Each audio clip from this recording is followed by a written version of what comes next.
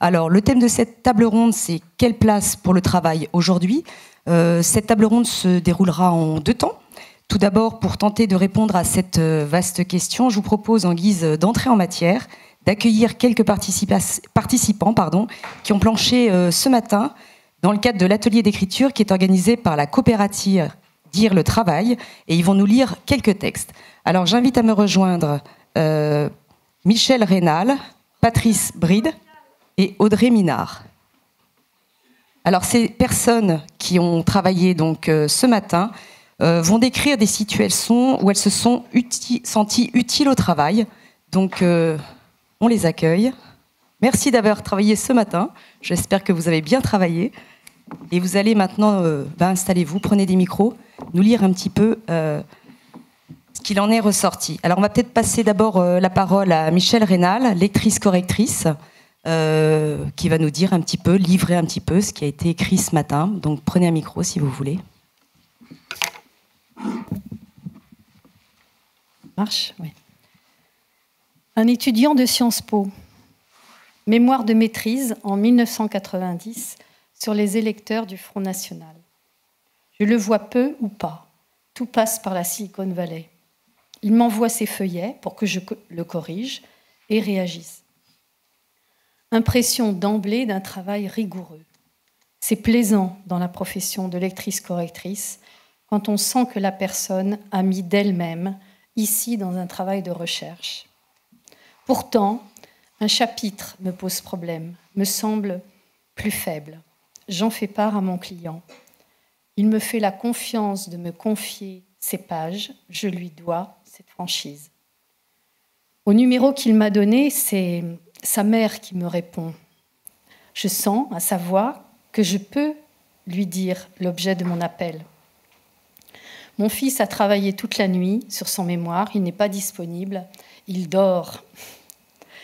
Je lui dirai que vous avez appelé. Je dis l'excellente tenue de l'ensemble et mon impression, argumentée dans les pages, de premier lecteur que je suis en quelque sorte, et c'est toujours émouvant, que le 3e chapitre pourrait être plus concis, resserré, en revoyant aussi telle ou telle phrase dont le sens n'est pas immédiatement clair. Surprise, cette dame, que je ne connais pas, me dit 2 mots de son fils que j'ai à peine entrevus, mais simplement lus, et je l'espère bien lus, sans complaisance. Je vous remercie, madame. Mon fils tient à écrire ce mémoire en hommage à son père qu'il vient de perdre. Il est important pour lui que ce soit impeccable. Votre relecture est précieuse, je lui transmettrai. Mon étudiant endormi a fait carrière depuis. On ne sait pas à quoi on touche quand on corrige des épreuves ou un manuscrit. On fait confiance à ce qui vient au fil de la découverte des pages, toujours avec une légère angoisse. Que et va-t-il en sortir quelque chose ? De ce dialogue, auteur et lecteur sortent, dans le meilleur des cas, changés, plus tout à fait les mêmes. Quelque chose a pris forme à partir de toutes les inconnues de départ. Petit miracle dans la typographie. De l'altérité des places émerge un progrès, car c'est le texte qui commande, et parfois même une amitié.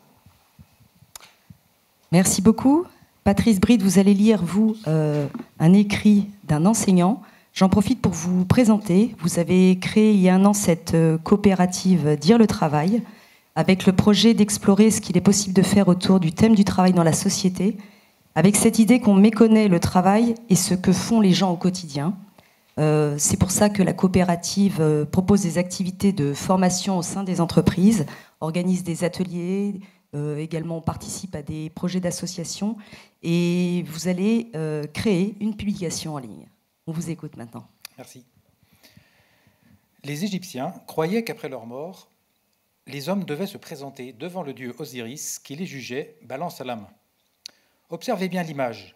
Est-ce que vous reconnaissez les différents personnages ? Youssef, tu n'es pas à la bonne page. J'ai dit 32. Francisco, ouvre ton cahier, ce sera plus pratique pour faire l'exercice. Alors, c'est lequel Osiris sur l'image? Karim, est-ce que tu as trouvé? Oui, Omaïma, j'ai vu que tu levais la main. Sonia, tu es avec nous? Myriam, une question. Oui, c'est quoi ta question? Youssef, tu peux répéter la question? Non? Myriam demande si c'était la vérité que les Égyptiens étaient jugés par Osiris après leur mort. Qu'est-ce que vous en pensez? Et comment est-ce qu'on peut savoir d'abord si c'est la vérité ou pas?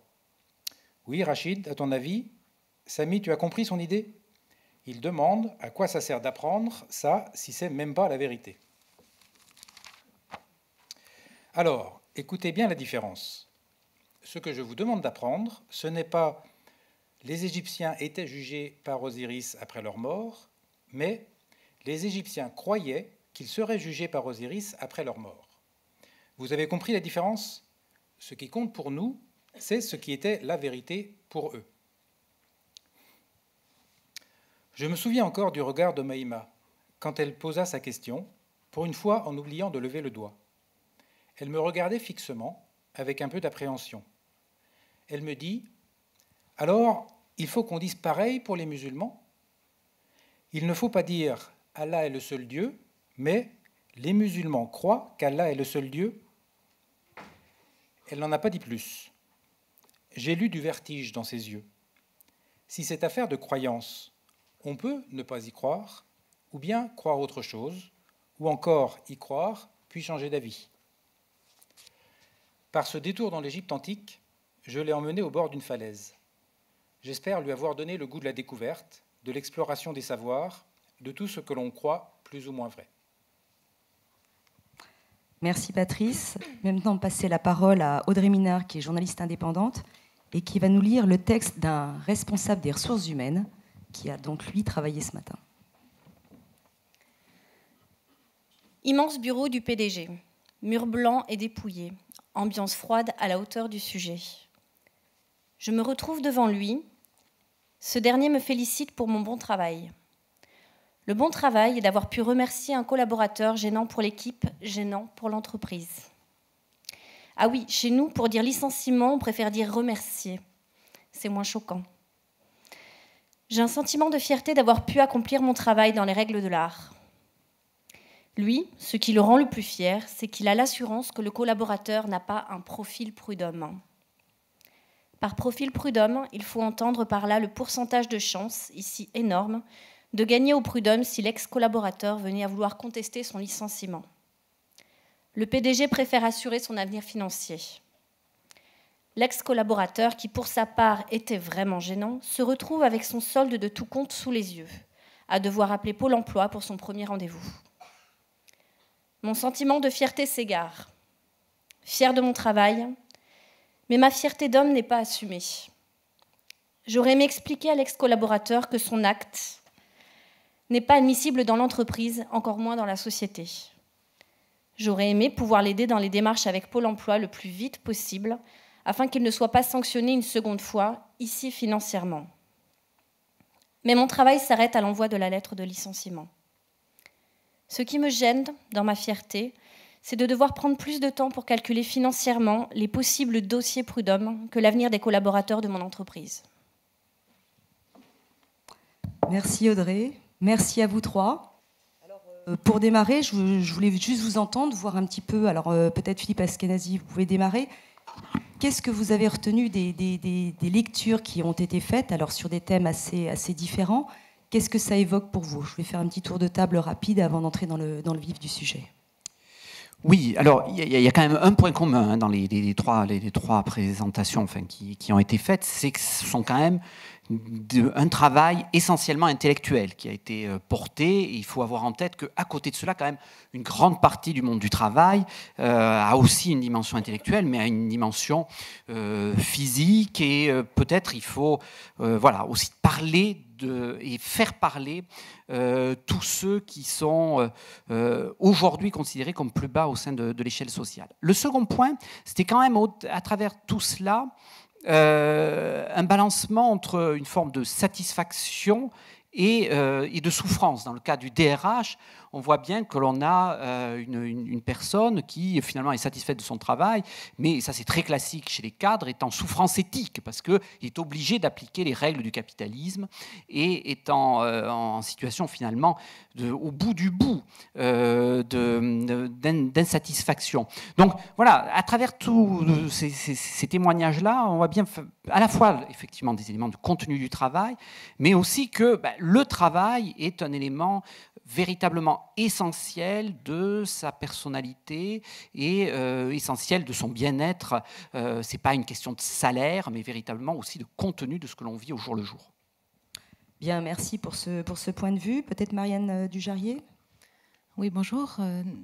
Bon, c'est difficile de réagir à chaud comme ça. Je partage le point de vue de Philippe Ashkenazi. Moi, ce qui m'a touchée dans ces très beaux textes, quand même, je tiens à le souligner, c'est que c'est moins la question de l'utilité que vous avez annoncée que, me semble-t-il, celle du sens du travail qui ressort très fortement.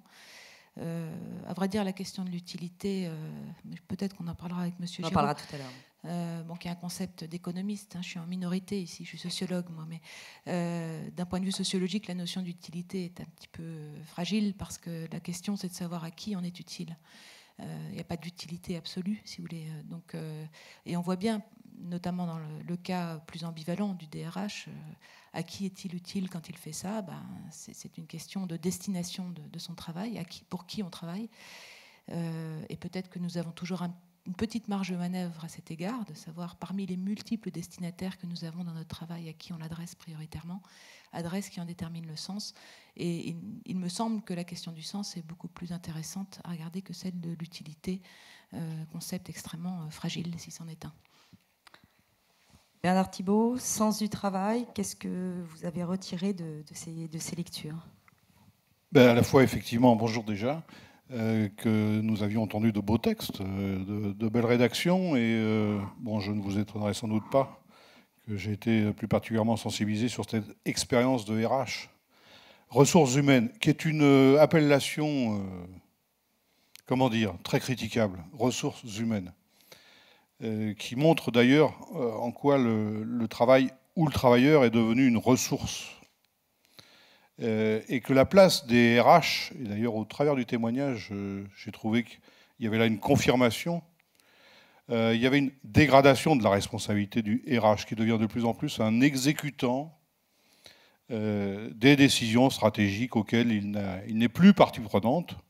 Ceux qui ont à gérer les hommes et les femmes, gérer entre guillemets, sont en charge de mettre en œuvre, créer les conditions pour que les décisions stratégiques d'activité, de cession d'activité, de licenciement, soit, comme c'est expliqué, reviennent le moins cher possible à l'entreprise, dont attention, danger, possibilité de recours au prud'homme, c'est la thématique que l'on a entendue tout à l'heure, mais tout à fait symptomatique de ce glissement qui fait des hommes des marchandises comme les matières premières, comme d'autres considérants.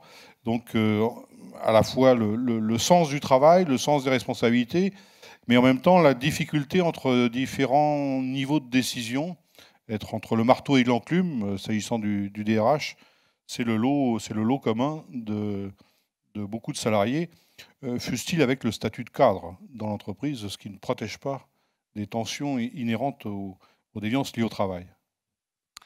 Bien, merci. Pour terminer ce petit tour de table, Pierre-Noël Giraud. Oui, on a parlé de sens, d'utilité. Quelques remarques. On reparlera beaucoup de l'utilité, je pense, mais les deux premiers témoignages disent des choses intéressantes sur le travail dont il s'agit.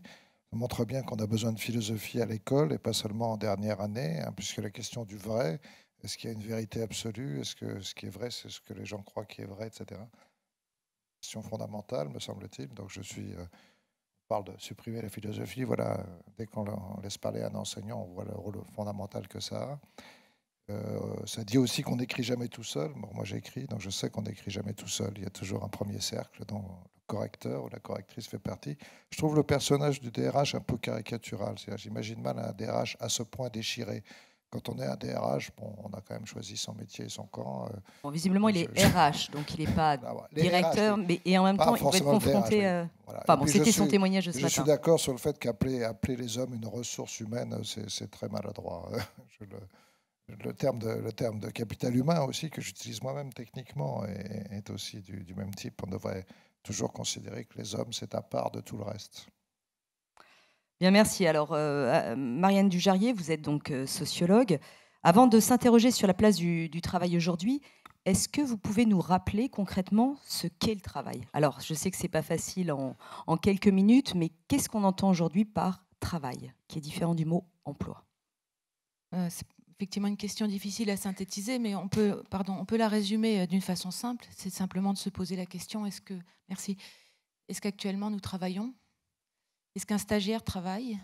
Est-ce qu'une femme, en général ce sont les femmes qui s'occupent de ses enfants toute la journée, travaillent? Est-ce qu'un bénévole travaille? Est-ce qu'un youtubeur travaille? Etc. etc. Est-ce que quand on se forme, on travaille?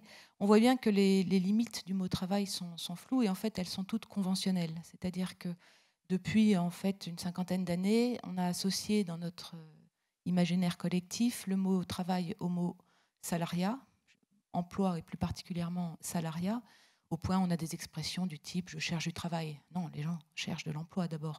Ou il n'y a plus de travail. Si, du travail, il y en a beaucoup. C'est de l'emploi qui manque.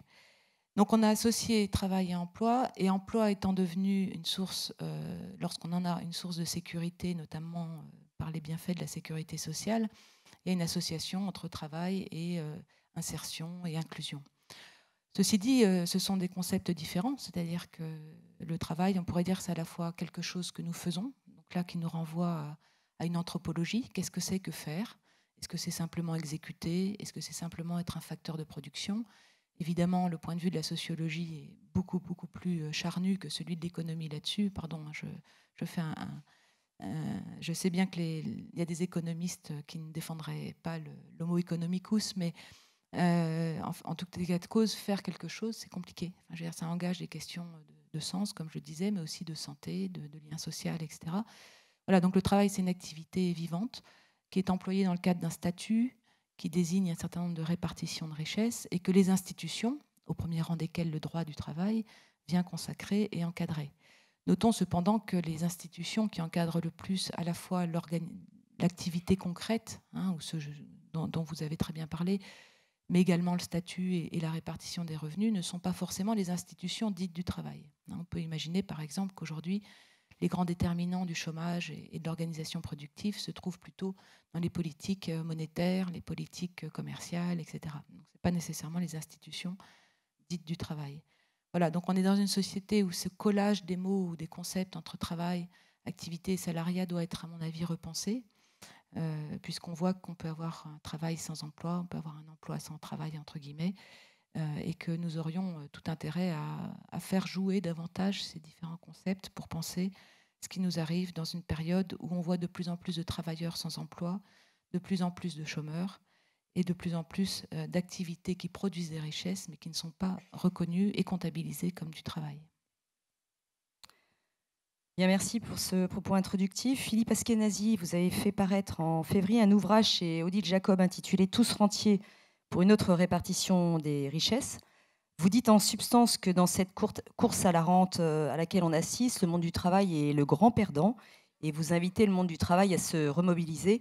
Vous consacrez d'ailleurs un chapitre à la revalorisation du travail. Qu'entendez-vous par là ? Oui, alors je pense que déjà un premier point, c'est d'avoir un diagnostic de la situation présente. Et mon diagnostic est en quelque sorte double concernant le travail. Le premier, c'est qu'il a été très fortement affaibli, alors même que de notre côté, le capital, lui, se raffermissait. Et on peut le voir en particulier sur le cas du droit. Le droit de propriété n'a cessé de s'étendre dans les 20-30 dernières années pour protéger le capital de l'avancée de l'économie de la connaissance. Donc la protection des grandes bases de données, la brevetabilité du vivant, tout cela était impossible il y a 40 ans et c'est quelque chose qui s'est progressivement construit. Donc on a d'un côté un droit de plus en plus protecteur pour le monde du capital et puis d'un autre côté, on le voit très bien sur la question du droit du travail, on tient un discours qui est que la modernité doit être l'abandon, on parle d'acquis, de protection, qui ne sont en fait que des éléments de droit de base du monde du travail. Donc un affaiblissement à la fois absolu des travailleurs et des salariés et un affaiblissement relatif encore plus grand par rapport au monde du capital. Donc on l'a affaibli et puis on l'a divisé également. On l'a divisé à travers la mise en œuvre d'outils idéologiques. Donc par exemple, ceux qui seraient protégés, qui d'une certaine manière empêcheraient ceux non protégés en CDD ou au chômage d'accéder à un emploi. Donc on divise le monde du travail et au passage, on ne parle plus de l'entreprise ou du patron ou même du DRH ou du RH dans le sujet précédent.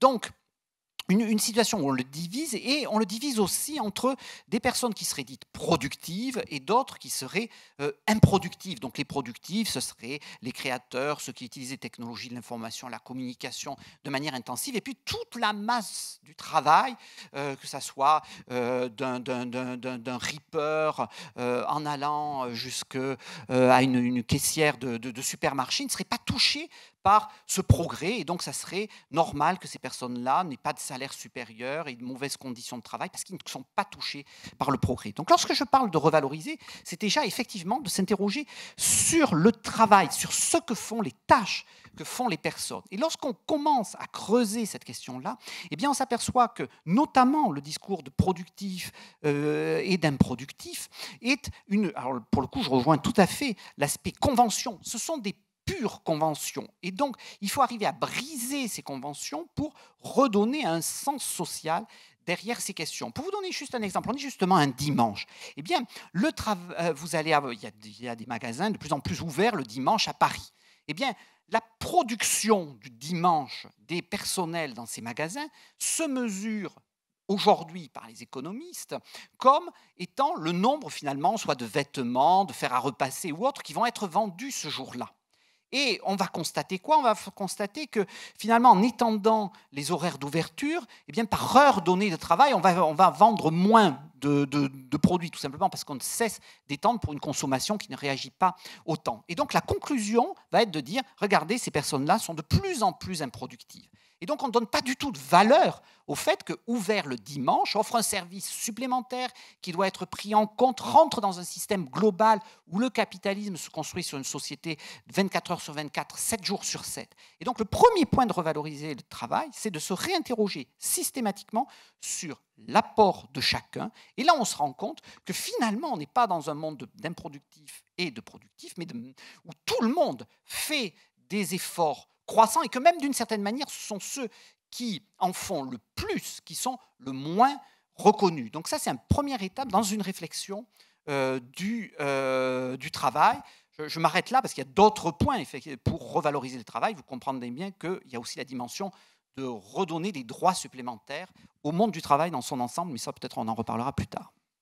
Très bien, oui, on en reparlera tout à l'heure. Pierre-Noël Giraud, vous avez fait paraître vous aussi un ouvrage qui s'appelle, lui, L'homme inutile du bon usage de l'économie. Vous écrivez que les damnés de la Terre aujourd'hui, ce sont les hommes inutiles, ceux qui ne trouvent pas d'employeur, ceux qui sont réduits à survivre de l'assistance publique ou familiale et qui n'ont aucun moyen d'améliorer leur sort. Pour vous, l'inutilité, c'est la pire forme des inégalités, car elle enferme dans des trappes dont il est impossible de sortir. Alors, j'avais envie de vous poser une question. Comment en est-on arrivé là? Et surtout, quelle est la place aujourd'hui du travail dans ce contexte que vous décrivez? Oui, une précision quand même sur ces hommes inutiles, hommes et femmes, bien sûr, parce que vous l'avez évoqué. Moi, je parle d'inutilité économique. Quelqu'un qui est un chômeur de longue durée peut très bien être extrêmement utile à ses voisins, à ses amis, dans des activités de bénévolat. Mais la question que ça soulève, c'est pourquoi est-ce qu'on ne peut pas vivre de ces activités de bénévolat si elles sont vraiment utiles à tous, et pourquoi faut-il que ça passe par un système d'indemnisation maigre du chômage de longue durée? Donc, je constate en effet qu'aujourd'hui, les damnés de la Terre, mais déjà John Robinson le disait en 1952, il y a pire que d'être surexploité par un capitaliste, c'est de ne pas être exploité du tout. Voilà. On constate aujourd'hui, non seulement dans les pays riches, mais partout dans le monde, qu'il y a de plus en plus d'hommes et de femmes qui sont surnuméraires. D'un point de vue objectif et strictement économique, les autres s'en passeraient très volontiers. Alors, il y a évidemment tous ceux qui n'ont pas accès au travail, pas seulement les chômeurs indemnisés, mais ceux qui attendent, les jeunes qui attendent d'entrer sur le marché du travail, tous ceux qui en sortent beaucoup trop tôt, alors qu'ils sont encore potentiellement extrêmement utiles. Mais il n'y a pas seulement ça. J'ajoute aussi tous les précaires, tous les gens qui enchaînent de façon intermittente des petits boulots. Alors pourquoi sont-ils inutiles? D'abord, ils sont inutiles à eux-mêmes, parce que quand vous enchaînez sans arrêt des petits boulots, vous ne pouvez pas progresser, vous ne pouvez pas accumuler ce très mauvais mot de capital humain. Vous ne pouvez pas accumuler des compétences qui vous permettent de progresser.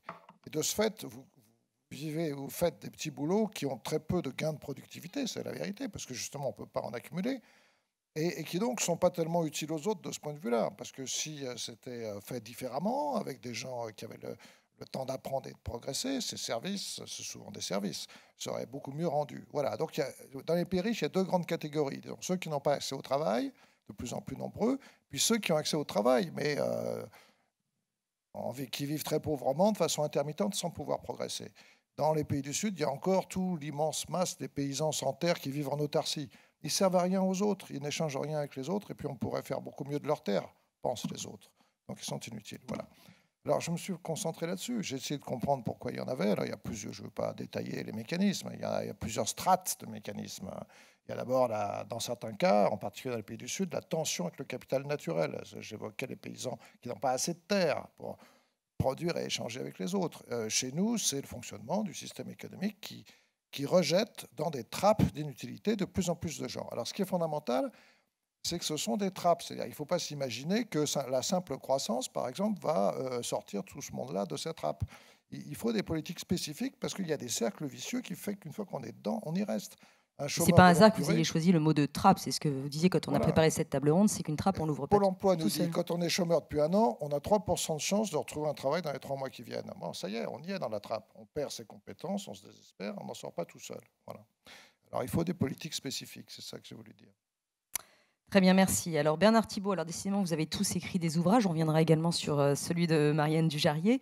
Mais alors vous faites paraître un ouvrage. Alors il sort en librairie le 15 avril. Donc vous allez nous en parler aujourd'hui et nous dévoiler un petit peu ce qu'il y a dedans. Votre ouvrage s'appelle « La Troisième Guerre mondiale sera sociale ». Elle paraîtra aux éditions de l'Atelier. Alors vous y faites le constat au niveau mondial d'une dégradation du travail. Vous dénoncez dans cet ouvrage le culte du moindre coût qui sacrifie les salariés sur l'autel de la concurrence, et vous êtes particulièrement critique envers les multinationales qui, dites-vous, sont plus puissantes que les États. Alors c'est vrai que là, on est plutôt sur l'aspect franco-français, même si je pense que les différents constats qui ont été émis concernent l'ensemble du monde du travail. Dites-nous exactement ce que vous en pensez aujourd'hui, et maintenant que vous êtes à l'Organisation internationale du travail, vous avez une vision un petit peu plus large que le spectre franco-français. Oui, alors c'est justement pour essayer de mieux faire partager ce que l'on peut constater sur un plan mondial quant à la réalité faite aux travailleurs et à la dégradation de la réalité faite aux travailleurs. Alors l'intitulé, vous n'avez encore pas vu parce qu'il sort effectivement vendredi, petite publicité, à partir de vendredi dans toutes les bonnes librairies. La Troisième Guerre mondiale est sociale, hein, c'est une petite rectification. Je ne l'annonce pas comme un futur, je l'évoque comme un constat actuel. Ce qui fait un peu résonance sans doute avec certains propos de M. Askenazi, à savoir qu'il y a une dégradation de la situation faite aux travailleurs dans le monde. Je ne vous propose pas d'énumérer, ce sera une invitation à acheter, à lire le livre, toutes les données objectives qui sont issues des recherches officielles de l'Organisation internationale du travail. On a évoqué, mais on y reviendra sans doute, sur le statut dans lequel on effectue un travail. C'est vrai qu'aujourd'hui, la forme dominante, c'est sous le statut administratif, juridique de salariat. Mais il y a un travailleur sur 2 dans le monde qui exerce une activité salariée, entre guillemets, sans avoir de contrat de travail. Un travailleur sur 2 dans le monde, où on ne définit pas ni le niveau du salaire, ni les caractéristiques du travail demandé, ni le lieu de travail, ni les horaires, etc., etc. Autrement dit, pour cela, tout le débat quant à savoir l'évolution nécessaire, souhaitable ou pas de la législation du travail, voilà, le problème il est réglé puisqu'il y a aucune... Ils sont moins concernés, oui. Voilà, ils sont moins concernés par ce type de débat. Mais c'est aussi 73% de la population qui n'a pas de système de protection sociale. C'est un travailleur sur 2 qui n'a pas de retraite. Ces 168 millions d'enfants qui demeurent au travail alors que des normes internationales du travail, c'est aussi l'objectif de ce livre, nous verrons bien sûr si l'objectif sera atteint, que de mieux faire savoir qu'il y a une législation mondiale du travail, au travers de conventions internationales du travail. Mais il y a encore un immense travail à faire, si j'ose dire, et c'est aussi l'objet de certaines des propositions, pour rendre cette réglementation beaucoup plus respectée et respectable par les États, mais aussi les entreprises. Et puis il y a, parmi les données très importantes, je crois, la moitié de la population mondiale qui travaille dans des pays qui n'ont pas ratifié les textes concernant la protection de la liberté syndicale, du droit de grève, de la liberté d'association. Vous nous en citez quelques-uns, parce qu'il y en a qu'on connaît bien. On peut énumérer déjà les principaux, et on verra au travers eux qu'on n'est pas loin, et pour cause de la moitié de la population mondiale. Parmi eux, il y a les États-Unis, il y a la Chine, il y a l'Inde, et la plupart des pays du Golfe. C'est-à-dire les pays, en termes de commerce mondial, qui représentent naturellement, si ce n'est une majorité, enfin une grosse partie, et qui sont en soi des initiateurs, des orientateurs de l'économie mondiale, c'est évident. Et puis, dernier chiffre, il y a aujourd'hui 2 300 000 décès par an de travailleurs pour des raisons directement liées au travail, qu'il s'agisse d'accidents ou de maladies liées au travail. C'est plus que toutes les victimes des guerres et des conflits réunis qui existent aujourd'hui sur la planète. C'est la raison pour laquelle j'ai utilisé le mot guerre dans mon titre, parce que même si naturellement ça ne renvoie pas aux mêmes caractéristiques, aux mêmes profils, aux expériences historiques, lorsqu'on parlait de guerre mondiale, en termes d'impact et de catastrophes humanitaires, on est sur des proportions comparables, même si ces victimes sont beaucoup plus diffuses sur l'espace géographique. Alors c'est vrai que dans ce panorama-là, je mets en cause plus particulièrement, pas uniquement, il y a naturellement une responsabilité politique aussi des États, qui se sont éloignés de la vocation de l'Organisation internationale du travail, qui a considéré très tôt, il y a bientôt 100 ans, qu'il fallait donner la primeur au progrès social sur les impératifs économiques et financiers. Ça fait partie de la constitution de l'Organisation internationale du travail. Aujourd'hui, quand on dit qu'il faut donner la primeur aux considérations sociales sur les impératifs économiques et financiers, on apparaît comme un extraterrestre. On nous explique en long, en large et en travers que la situation sociale dépend de la bonne santé économique, financière d'un pays, d'une entreprise, alors que si seulement c'était avéré. On a aujourd'hui de multiples démonstrations où on peut avoir à la fois une bonne santé économique et financière sans avoir un progrès social évident. Alors, juste un mot sur les multinationales, vous m'interrogez sur cet aspect, un des chapitres évoqués dans ce livre. C'est vrai qu'il y a aujourd'hui, dans l'économie mondiale, une prééminence de plus en plus marquante du poids des multinationales qui sont recensées au nombre de 50 000 aujourd'hui à travers le monde. En tout cas, c'est le chiffre de référence pour l'Organisation internationale du travail. Elles rayonnent sur à peu près 450 000 filiales, à l'échelle mondiale toujours, et emploient directement 200 millions de travailleurs. Mais lorsqu'on regarde leur champ d'action, leur champ d'activité, on s'aperçoit qu'aujourd'hui, elles font travailler directement ou indirectement un travailleur sur 5. Un travailleur sur 5 travaille directement ou indirectement au service d'une multinationale. Donc, qui est énorme, ouais. C'est considérable. Et la tendance, d'après les études, la tendance montre une progression de cette proportion. Donc on va sans doute aller, ça n'est qu'une prospective, mais on va sans doute aller de plus en plus à un nombre de salariés croissant, étant exécutants directement ou indirectement de donneurs d'ordre qui sont des multinationales qui rayonnent par définition sur plusieurs pays, très souvent sur plusieurs continents, et qui naturellement trouvent un avantage considérable à s'appuyer sur un monde où les règles sociales, pour l'essentiel, puisque les normes internationales du travail ne sont pas assez respectées, pour l'essentiel, les normes sociales sont sur une base nationale. Et à ce titre-là, eh bien, on a un terrain de compétition, un terrain du moins-disant social. Et en France, nous faisons partie des pays où les droits sociaux étant les plus avancés, ça n'est pas un hasard, c'est aussi lié à une histoire politique, à une histoire sociale et syndicale, et il y a des mouvements collectifs, on est bien placé pour s'entendre dire que ce qui était acquis il y a des décennies, aujourd'hui serait un luxe dépassé, auquel cas il faudrait y renoncer. Alors, Bon, je ne développe pas pour ne pas être trop long, mais naturellement, il y a des choses à faire pour inverser cette tendance, être plus exigeant sur les conditions sociales dans lesquelles l'économie globale se développe aujourd'hui, qu'il s'agisse de l'activité des multinationales, qu'il s'agisse des accords cadres internationaux entre pays ou entre continents, pour faire en sorte que les clauses et le progrès social soient partie intégrante des règles du commerce, alors qu'aujourd'hui, on fait plutôt du commerce pour valoriser le capital et absolument pas pour essayer d'améliorer le sort des hommes et des femmes sur la planète. Bien, merci Bernard Thibault. Marianne Dujarrier, je reviens un instant sur l'ouvrage que vous avez écrit en 2008 qui était intitulé « Le travail du consommateur ». Alors cet ouvrage porte sur le développement de la mise au travail de ce dernier, donc le consommateur, qui est client comme usager dans la société de service. On est quasiment 10 ans après. Quels sont les points saillants de cette évolution que vous observez, et notamment au regard des nouvelles formes de travail qui se développent? Donc effectivement, j'avais en 2008 observé qu'il y avait une mise au travail du consommateur, ce que j'ai appelé une mise au travail du consommateur.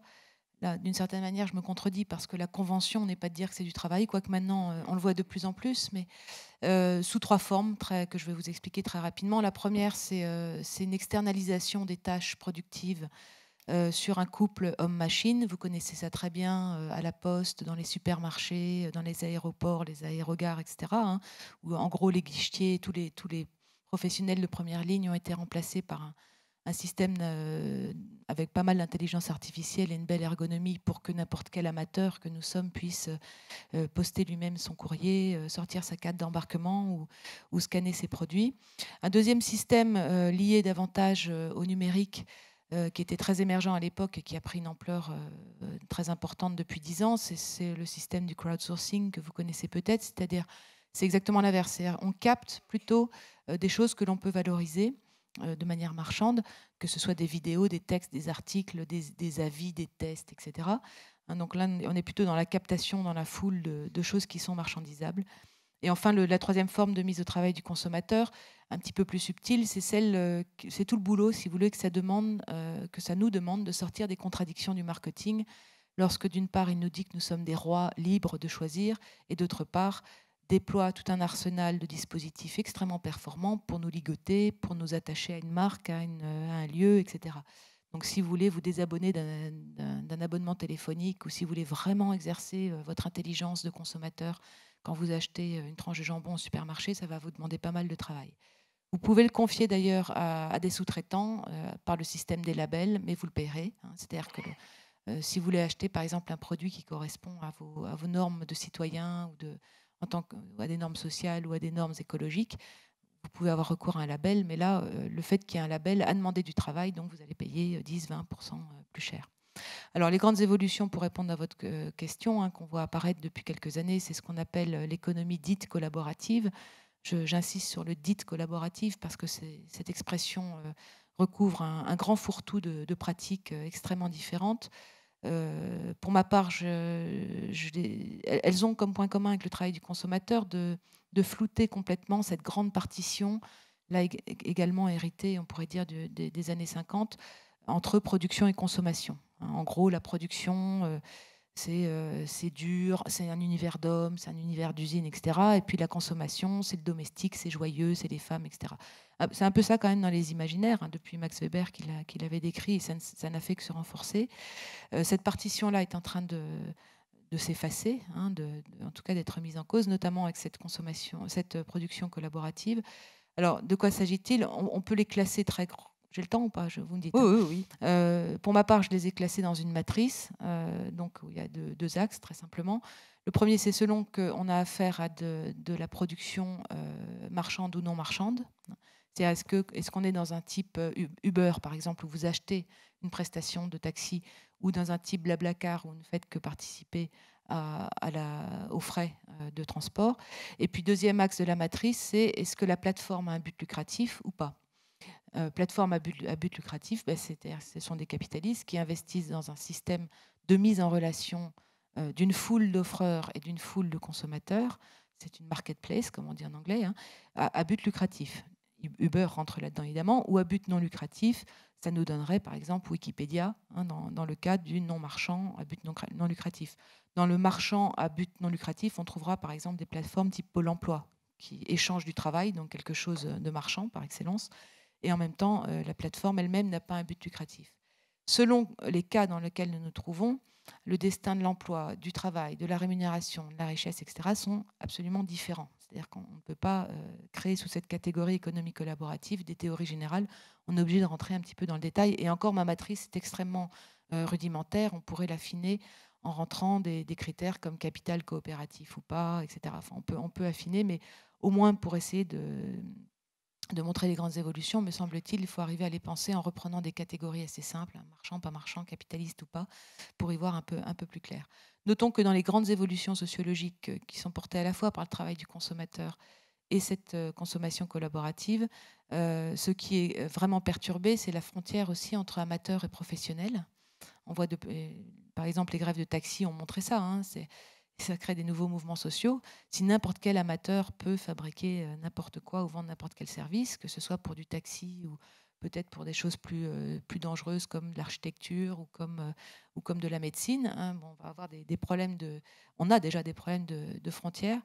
Et concernant l'économie collaborative, notons que ce sont des plateformes qui généralement sont domiciliées aux Bahamas et donc ne payent pas 1 euro d'impôt, que ceux qui participent à ça et qui se font un peu d'argent, pas encore beaucoup, ne sont pas tous fiscalisés. Donc ça met en péril une institution quand même assez importante qui s'appelle la fiscalité, sur laquelle est fondé au moins un tiers de la solidarité en France. Et par ailleurs, ces amateurs qui peuvent gagner un peu d'argent de la sorte ne cotisent pas au système de sécurité sociale et donc échappent aussi à ce deuxième grand pilier de la solidarité en France, qui est la sécurité sociale. Dit autrement, profession, fiscalité et sécurité sociale sont questionnés par ces nouveaux modèles économiques, et ça n'est pas rien. Alors Pierre-Noël Giraud, ces nouvelles formes d'emploi qu'on vient d'évoquer avec Marianne Dujarrier, on parle beaucoup d'ubérisation de la société, bon, qu'on met un petit peu à toutes les sauces parce que c'est vrai, comme vous le disiez, ça revêt des caractères assez différents. Est-ce que ça peut être une forme de réponse à cette inutilité, je reprends votre inutilité économique de l'homme que vous décrivez dans votre ouvrage, ou est-ce que c'est quelque chose effectivement dont il faut se méfier, il faut peut-être justement réglementer davantage? Évidemment, les deux. Je veux dire, on est face à des innovations techniques et organisationnelles qui donnent l'impression d'aller de plus en plus vite. Bon, mais cette impression est peut-être fausse. En tout cas, nous sommes dans un flux continu d'innovation technique et organisationnelle. Uber, c'est à la fois technique et organisationnel, qui nous oblige à repenser, disons, l'architecture, la diversité des contrats de travail qui existent dans la société. On peut pas. Il y a plusieurs contrats de travail. Il y a le CDI, il y a le CDD, il y a l'entrepreneur individuel, l'auto-entrepreneur, le petit entrepreneur, etc. Évidemment, quand une nouvelle forme apparaît, c'est la jungle. C'est un champ d'expression de pur rapport de force, et cette jungle a besoin d'être réglementée intelligemment. Et évidemment, quand une nouvelle forme de travail, de contrat de travail apparaît, ça remet en cause aussi son rapport avec l'ancienne, etc. On est en plein là-dedans, c'est trop évident. Mais cela dit, voilà, c'est aussi en partie la solution, en effet, que des formes de travail un peu différentes de celles que nous connaissons. Je dis bien en partie la solution. Parce que vous dites quand même, il vaut mieux un emploi précaire, même s'il est précaire, plutôt que pas d'emploi du tout. Mais tout le monde essaye, tout le monde. Le gouvernement nous dit aujourd'hui, vous avez le choix entre le chômage de longue durée et la précarité. Voilà. C'est dommage, mais c'est comme ça, on n'a pas d'autre choix. Bon. Moi, je ne suis pas de cet avis. Je pense que le troisième choix, c'est de créer des emplois, plutôt que de se demander quelle est la forme d'inutilité la moins pire. Alors, si c'est ça la question, alors je pense en effet qu'il vaut mieux la précarité que le chômage de longue durée. Parce que le travail socialise, même si c'est un petit boulot, même si j'ai dit que ces petits boulots ne permettent pas de progresser, et donc ne vous rendent pas utile à vous-même, c'est quand même mieux d'être socialisé que pas du tout. Mais la vraie question n'est pas celle-là, c'est comment peut-on créer des emplois. Et là, je pense qu'il faut faire une distinction importante, me semble-t-il, entre finalement ce dont Bernard Thibault parlait, c'est-à-dire ces emplois qui sont localisés ici ou là dans le monde par les multinationales. Moi, je préfère parler des firmes globales.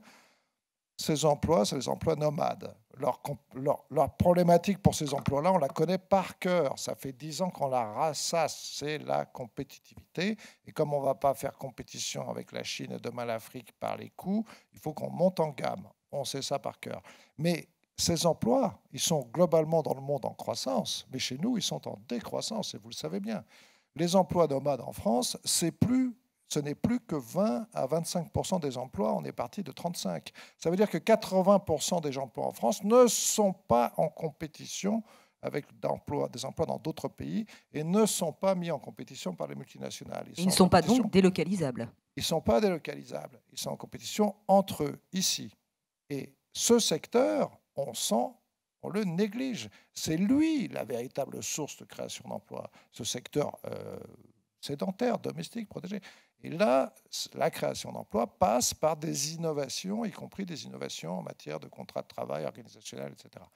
À condition, bien sûr, si on parle flexibilité, de parler sécurité, parce que sinon, évidemment, les gens ne vont pas lâcher la proie pour l'ombre. Ce qu'il faut, c'est revoir dans son ensemble l'articulation de différents contrats de travail adaptés à la modernité, et en particulier à la nécessité de créer des emplois dans le secteur sédentaire, qui n'est pas soumis à la compétition internationale. Et deuxièmement, le système de sécurité qu'il faut complètement transformer pour que perdre son CDI, ce ne soit pas la catastrophe absolue, quoi. Enfin, ça fait longtemps qu'on le dit, la flexi-sécurité, on en a... Les intermittents du spectacle, c'est un bon exemple. Moi, un jour, j'ai discuté avec un intermittent du spectacle. Je lui ai dit, mais bon, quand même, vous coûtez cher à la société, je suis pour l'art, etc. Il m'a dit, 1, on ne coûte pas cher à la société, et 2, l'intermittence, c'est l'avenir de tous. On est des pionniers. Quand on demande qu'on mette en place un système qui permette l'intermittence, donc le changement de métier, donc le changement de statut, donc pouvoir s'arrêter pendant 2 ans pour éduquer ses enfants ou se former, donc pouvoir travailler jusqu'à 75 ans si on peut, et s'arrêter bien avant si on peut, tout ça devrait être possible. Bon, voilà, c'est ça la réforme. J'anticipe un peu, parce que je sais que votre dernière question va être comme il se doit sur la loi de Khomri. Je pense oui, avec notamment le CPA, mais prendre un peu de recul par rapport à cette loi en particulier, pour voir de ce dont il s'agit dans son ensemble. Bien, merci. Bernard Thibault, ces nouvelles formes d'emploi, ça questionne forcément le syndicaliste que vous êtes. Alors, vous en parlez rapidement dans votre ouvrage, mais je crois que parce que, en fait, pour le centenaire de l'Organisation internationale du travail, ça fera partie des réflexions au niveau mondial. Alors, le phénomène touche tous les pays, comme vous le savez. Est-ce que vous pensez qu'à terme, alors certains prédisent que ça pourrait supplanter le salariat ou au moins grignoter une large part? Quel est votre regard sur ces évolutions? Alors, il est vrai qu'officiellement, une réflexion politique de l'Organisation internationale du travail a été lancée à l'occasion justement de ce centenaire. Ça fait 100 ans qu'on travaille sur des normes internationales du travail, avec le travail tel qu'on peut se le reproduire dans sa forme, je dirais, classique. Mais il y a des évolutions technologiques, organisationnelles. Il y en a toujours eu des évolutions. Mais il s'agit de s'interroger sur l'évolution du travail en général. Alors, on aura des réponses très différentes d'un secteur à un autre, d'une activité, voire même d'un continent à un autre. Parce que lorsqu'on parle d'ubérisation, vous voyez, dans certaines régions du monde, bon... Ça leur parle pas trop. Non, ça leur parle pas du tout. Faut pas non plus. Tout le monde n'est pas connecté au degré où on peut l'être.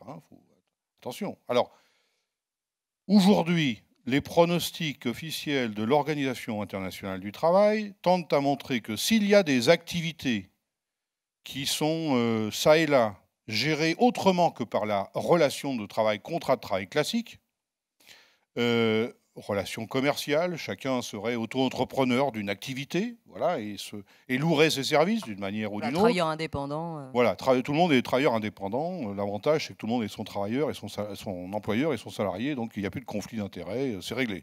Bon. Certains prédisent plutôt que ce serait même la fin du salariat. Ils vont presque à cette position-là. Autrement dit, ça ne sert plus à rien de s'écharper sur le contenu d'un code du travail, parce qu'il n'y aura plus de relations salariales. Ils ont trouvé une réponse astucieuse pour essayer de répondre aux polémiques actuelles, mais peut-être qu'on y reviendra. L'Organisation internationale du travail, elle, se fixe comme prédiction un tout autre paysage, à savoir que même s'il va y avoir des évolutions juridiques, administratives dans la manière d'effectuer le travail ou d'organiser les relations de travail entre supérieurs ou différentes organisations, la grande majorité du travail continuera de s'effectuer sur le statut administratif et juridique salarial. Alors, autre chose est de repenser des droits plus conformes à la configuration à la fois des employeurs de plus en plus diffuses. On évoquait les multinationales, on parle aussi des chaînes de valeur. Quel est l'ensemble des activités qui sont reliées entre elles pour, à un moment donné, donner lieu à un produit et sa commercialisation, et où vont les ressources, les recettes qui sont produites par la vente de ces biens ou de ces services. Donc il y a une réflexion sur la manière de considérer le travail, même en restant administrativement géré à peu près sous la même forme, nécessite des droits adaptés à la manière dont on travaille aujourd'hui. Ça, c'est un défi qui va être ouvert, sur lequel il doit y avoir des réflexions, mais encore une fois, plutôt sur la base d'un salariat très, très dominant. Alors un mot par rapport à ce qu'on appelle l'ubérisation, parce qu'à l'expérience, on est loin d'être les pays innovateurs en la matière, on le sait bien. Il y a des pays en Amérique du Nord, par exemple, je pense au témoignage que j'ai entendu il y a quelques semaines d'une représentante canadienne qui nous expliquait combien Uber, depuis une quinzaine d'années déjà, avait diffusé à l'expérience, c'est intéressant d'entendre ceux qui ont l'expérience de ce type de montage, à l'expérience, c'est que, alors on va trouver des profils différents, on va trouver des gens qui vont vouloir changer de statut pour offrir leurs services via Uber, par exemple, de conduite, de fourniture de certaines prestations. On a aussi des salariés qui vont essayer de compléter leur quotidien en ayant un deuxième petit boulot. Bon.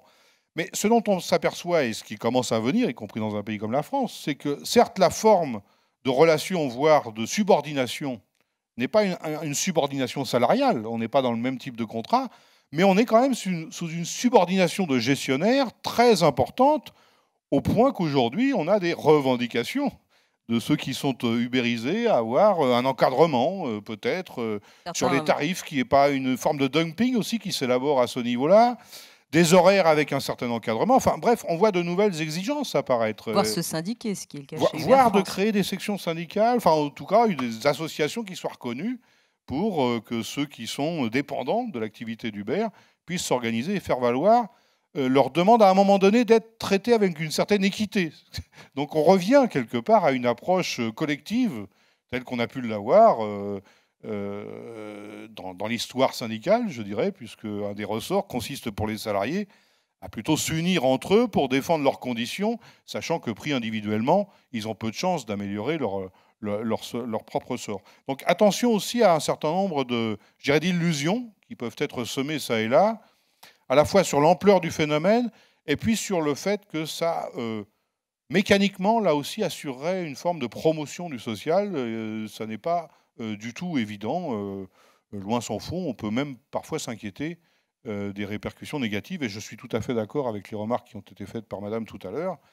Il y a aussi des conséquences indirectes, voire directes, c'est-à-dire que ça déstabilise aussi des mécanismes de solidarité aussi essentiels que sont la collecte de l'impôt pour opérer des redistributions, ou la collecte pour la sécurité sociale, qui est basée sur des principes de répartition dans notre histoire française. Et de ce point de vue-là, je ne pense pas que ce soit un principe à remettre en cause. Il est peut-être à réactualiser dans ces mécanismes, mais je pense que dans ces mécanismes historiques, ces principes historiques, ils sont toujours pertinents. Bien, merci. Philippe Askenazi, alors on a parlé de cette économie collaborative, ubérisation, donc de manière un petit peu large à l'instant. Vous pensez qu'on pourrait encadrer, parce qu'on s'aperçoit quand même que c'est inévitable ces évolutions, enfin on ne peut pas les empêcher. Donc comment peut-on les encadrer justement pour que ça s'inscrive dans des cadres un petit peu plus rigides, un peu plus... enfin plus flatteur, enfin pas flatteur, mais plus positif quand même pour les salariés qui aujourd'hui effectivement ont l'impression qu'ils sont un petit peu laissés de côté. Oui, alors je pense que je suis tout à fait en ligne avec Bernard Thibault sur cette question-là, et peut-être je vais donner quelques éléments complémentaires et comme cela répondre à votre question. Même lorsqu'on regarde les États-Unis, on n'est pas du tout dans un mouvement où tout le monde deviendrait auto-entrepreneur ou entrepreneur.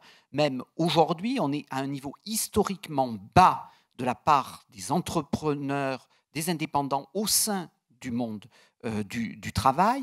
Même le cumul d'emplois est plat depuis une bonne dizaine d'années, donc il n'y a pas une multiplication d'un salarié qui complète avec un travail indépendant à côté. Lorsqu'on regarde, et donc Bernard Thibault parlait des multinationales, mais si on regarde même les grandes entreprises, même pas multinationales, lorsqu'on est aux États-Unis, multi-État, c'est déjà être une très grosse entreprise, et même multinationale, au sens qu'on est sur plusieurs États, eh bien, elles pèsent un poids croissant au sein de l'emploi américain, et donc lorsqu'on prend les plus de 5000 salariés, donc on est déjà sur des grosses entreprises, elles font 40% de l'emploi salarié américain. Et c'est en croissance. Donc ce que nous donne, on a effectivement ces nouveaux acteurs, Uber ou autres, on a l'impression que s'ils provoquent une immense révolution outre-Atlantique, en fait, pas véritablement. Aujourd'hui, le continent américain est dominé par un continent de personnes en emploi dans des grandes entreprises, sous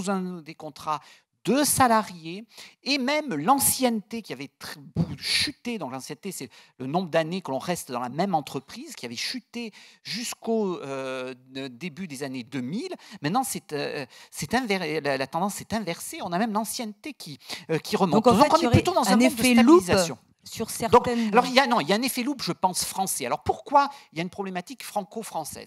La première, c'est que la question de la fin du salariat n'est pas qu'une question purement rhétorique. Il y a des acteurs qui ont tout intérêt, donc Bernard Thibault a déjà dit, il n'y a plus de patron dans cette affaire-là, on est son propre patron ou autre. Et dans ce que je vous décrivais précédemment, où on opposait les personnes protégées et les chômeurs ou les précaires, déjà on faisait disparaître le patron. Là, il y aurait un monde comme s'il n'y avait plus de patron. Ce n'est pas tous auto-entrepreneurs, c'est aucun patron, en quelque sorte. Deuxièmement, le second acteur, il faut bien voir que dans la question de, on dit ça affaiblit la protection sociale ou autre, ce n'est pas véritablement ça. En fait, ça renforce le propos qui est de dire qu'il faut une privatisation de la sécurité sociale.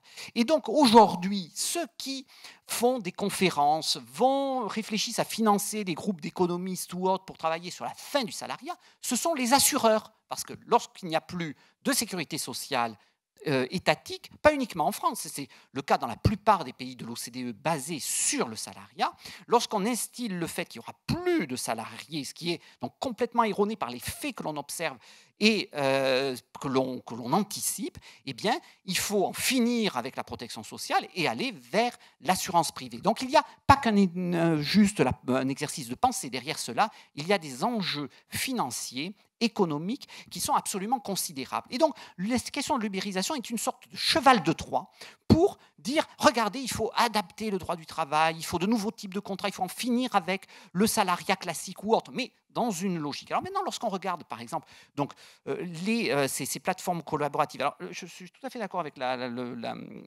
typologie que vous avez pu prendre, mais il y a quand même aujourd'hui une case qui ne cesse de grossir, qui est celle du marchand capitaliste. C'est celui-là qui tend à s'imposer, c'est pour ça qu'on parle tant de la question de la question Uber. Et la réponse que l'on donne, c'est de dire, ben voilà, il faut inventer quelque chose de nouveau. Mais pas nécessairement. On peut faire une réponse qui est de dire, on va considérer ces personnes-là comme des indépendants. C'est intéressant, vous pouvez vous reposer, il y a maintenant une trentaine d'années, on avait eu un mouvement sur la question de la Tupperwareisation de l'économie, enfin au moins du commerce. Donc, vous savez, les vendeurs Tupperware, ce sont des femmes qui vont, par des réseaux d'amis, vendre chez l'habitant. Des petites réunions à la maison. Voilà, des petites réunions. Et donc, il y a Voilà, oui, mais il y a 30 ans, c'était présenté, voilà, c'est la fin du commerce classique, vous n'aurez plus de magasins, vous n'aurez plus que ça. Bon, on a bien vu que ça n'a pas été le cas, il n'y a pas eu cette grande transformation, et le choix qu'a fait à l'époque la société, c'est de considérer ces personnes-là comme des indépendantes. Mais vous voyez, on n'a pas créé, enfin, on a créé en fait un statut nouveau, mais pas fondamentalement différent de celui d'un indépendant classique. Dans le cas de Uber ou autre, Bernard Thibault parlait déjà de la question de subordination. Donc les économistes comme les juristes parlent pour ce type d'emploi de subordination technologique. Parce que vous avez en fait, lorsque vous êtes un chauffeur, mettons, privé, donc il y a un concurrent de Uber, vous avez tout un cahier de charges extrêmement précis à remplir. Vous avez en fait très peu de marge de manœuvre, vous ne décidez strictement rien sur la tarification, et donc la subordination technologique que vous avez, il y a tout à l'intérieur pour pouvoir reconnaître que c'est une subordination salariée classique. Alors, que l'on veuille dire on va créer un énième statut, faire ce qu'on appelle des parasubordonnés comme en Italie. Vous voyez, en Italie, on a un droit comme ça hybride depuis des décennies. Aujourd'hui, en Italie, c'est 1/3 de l'emploi qui est en statut d'indépendant, mais en fait, on sait que sur ce 1/3, il y a de l'ordre de 15 à 20% qui sont des faux salariés, des salariés, enfin plutôt, qui sont des faux indépendants qui devraient être dans une case salariée. Et d'ailleurs, toute la politique de Matteo Renzi, c'est de réduire en fait cette proportion-là. Donc, c'est des choix qui doivent être des choix éclairés. Je pense qu'aujourd'hui, c'est un cheval de Troie. Alors, ça ne veut pas dire que ça ne soit pas intéressant et que les questions de homme inutile ou autre ne reviennent pas par là. C'est-à-dire qu'aujourd'hui, il y a aussi une loupe particulière en France parce que Uber a un grand succès. Il n'a pas tant un succès de la part des consommateurs que des producteurs, au sens que vous avez une offre très importante, donc toute une partie de la population qui veut participer à ce type de métier. Et lorsque vous regardez quel type de population il s'agit d'une population que l'on pourrait qualifier d'inutile ou autre, mais qui est essentiellement une population qui est par ailleurs discriminée. Vous allez trouver des personnes qui ont la mauvaise adresse, la mauvaise couleur. Mais oui, il a parfaitement raison. Mais si vous voulez, la réponse, ça ne doit pas être de dire que ces personnes-là, il faut pour elles créer un sous-statut, ce sous-statut sera utilisé ailleurs pour décomposer le droit du travail. Il faut dire que ces personnes-là accèdent effectivement à quelque chose de nouveau. Ça nous révèle en miroir, non pas que Uber est très performant, mais que notre économie est complètement stupide de se passer de ces personnes-là qui sont engagées, qui ont une valeur travail importante, etc. C'est plutôt ce miroir-là qu'il faut regarder, plutôt que de dire on va abattre ou changer fondamentalement le droit du travail. Et ensuite voir sur ces populations-là le type de statut qui leur convient le mieux. On peut même accepter les deux. Et en fait, on n'en parle pas assez souvent. Aujourd'hui, dans les chauffeurs Uber, par exemple, parisiens, vous avez la moitié d'entre eux qui sont en fait des salariés de sociétés qui sont des sortes d'intermédiaires entre Uber et ces personnes-là. Donc, voilà, pourquoi réinventer sans arrêt ? Je crois que c'est très dangereux parce que par derrière, il y a une volonté en fait de détruire, mais pour tout le monde. Et ça, pour une fois de plus, désigner quelques gagnants. Et à nouveau, on voit très clairement que ces gagnants, ce sont ceux qui veulent augmenter leurs profits. Est-ce que quelqu'un veut réagir, Pierre-Noël Giraud ou éventuellement Marianne Dujardin, à ce qui vient d'être dit ? Oui, mais bien sûr que Uber, nom de code, donc des nouvelles formes de travail, nouvelles formes de rapport avec les clients, nouvelles formes de rapport et de subordination avec l'employeur, pour certains, est un prétexte à dire il faut ubériser toute la société, tous travailleurs indépendants. Ce n'est pas raisonnable, ce n'est pas ça dont il s'agit. Mais en même temps, c'est une réelle innovation. Et ce qu'on dit moins, c'est que l'apparition d'Uber, s'agissant des taxis parisiens, a comme cible fondamentale une énorme accumulation de rentes dans les poches de certains habits du président, qui sont les monopoles des taxis parisiens. Tout de même, le problème vient de là. Parce que maintenant, les taxis parisiens ont la plateforme Uber. En termes techniques, ils offrent exactement les mêmes services de commande, de réservation par l'avance, de tracé de la voiture. C'est la même chose. La différence entre Uber et les taxis parisiens, c'est la plaque. Voilà, c'est tout. Bon, alors, donc, chacun utilise une nouveauté technologique et organisationnelle pour défendre ses intérêts. Les monopoles des taxis, mais pas les taxis. Les taxis, c'est des gens qui travaillent et qui gagnent à peine le SMIC pour 10 heures par jour. Les propriétaires des taxis, la plateforme Uber. Bon, on est dans une bagarre absolument générale. Chacun utilise ça pour sa propre chapelle et son... Et sur le fond, nous sommes bien d'accord. Il ne s'agit pas de créer un nouveau statut chaque fois qu'il y a un nouveau type de métier qui apparaît. Je pense que malgré tout, il faut avoir une certaine diversité de statuts et surtout pouvoir passer de l'un à l'autre sans pénalité. Ça signifie sans pénalité, c'est-à-dire cotiser tous à la sécurité sociale publique et avoir les prestations qu'elle fournit, cotiser tous à des caisses de retraite, cotiser tous à des caisses de formation, du premier stage en entreprise et du premier boulot d'étudiant jusqu'à l'activité de papy à 87 ans. Voilà. Ça ne doit pas être techniquement impossible. On se tourne vers les experts, là. Ah, Bernard Thibault veut réagir. Non, c'était juste pour me permettre de dire qu'éventuellement, si papy le souhaite, à 87 ans, il peut être en retraite aussi. Hein. Il n'est pas... Voilà. Il est pas... C'est utile. Pourquoi ne continuerait-il pas à travailler? Travailler des gens en les accompagnant, etc. Et non, ce qu'il faut, c'est la liberté de choisir ça. Oui, que ce ne soit pas effectivement imposé à tout le monde de travailler jusqu'à un âge très très avancé. Je propose maintenant que nous passions au sujet, un petit sujet d'actu.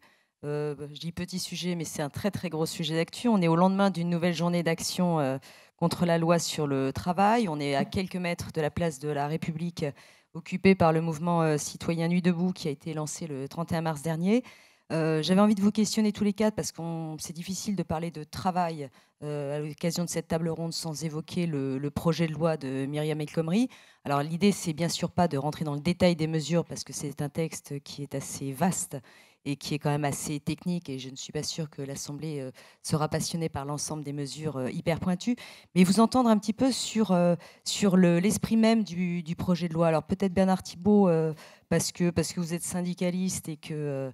alors vous avez un congrès d'ailleurs qui va démarrer, enfin le congrès de la CGT va démarrer bientôt, je pense que vous en parlerez abondamment de ce texte. Comment vous percevez justement cet ensemble de mesures, ce projet de loi à un an de la présidentielle et qui aujourd'hui suscite beaucoup de critiques, d'ailleurs pas toujours pour les mêmes raisons, et qui fait se mobiliser aujourd'hui une jeunesse qui exprime son ras-le-bol de beaucoup de choses?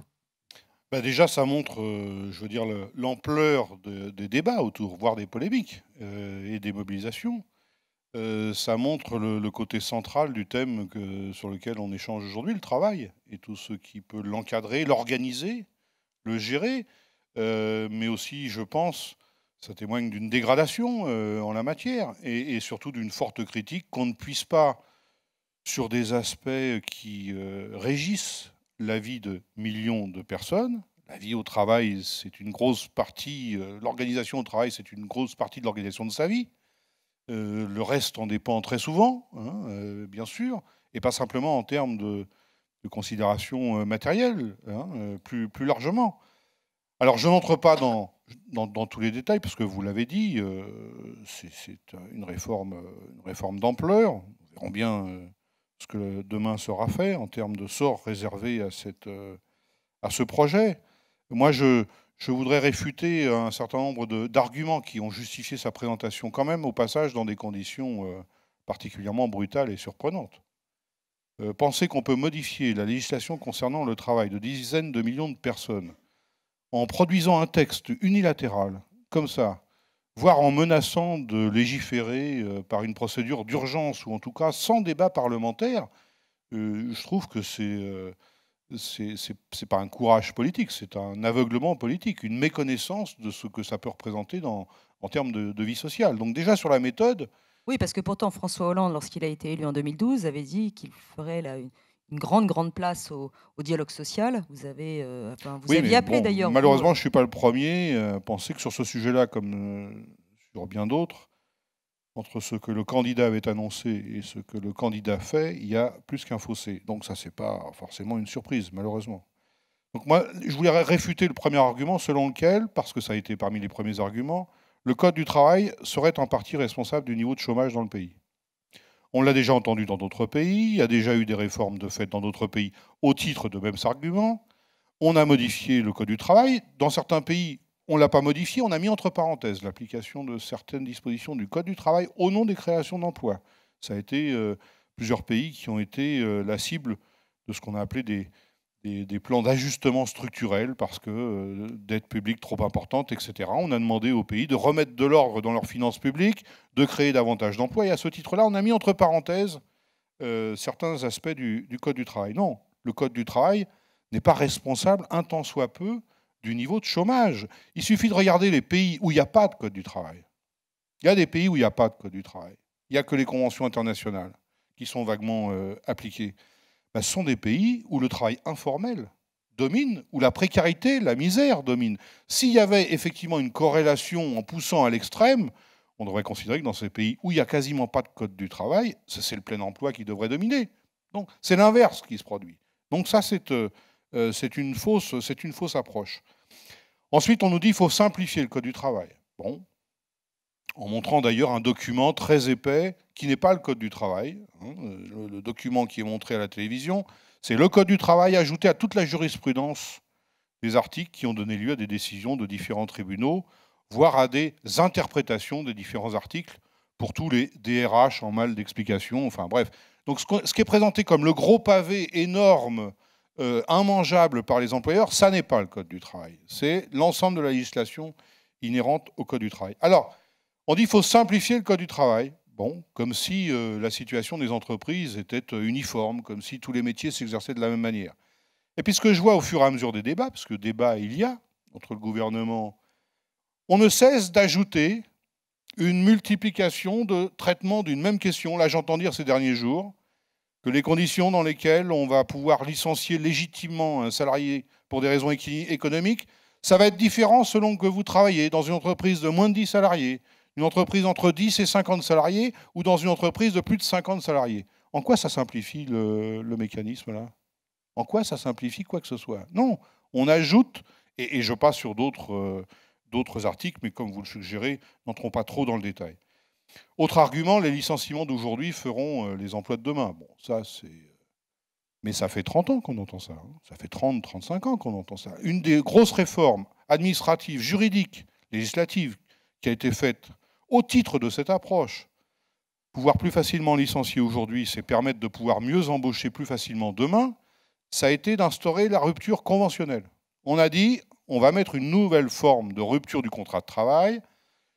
Employeurs et salariés, d'un commun accord, vont constater que, comme un couple de mariés, ils constatent leur divorce. Voilà, la vie commune a pris fin, il faut divorcer, on ne va pas aller au tribunal, on va se mettre d'accord, moyennant la négociation du chèque d'indemnité. Si je résume le niveau de la transaction, c'est ça. Bon.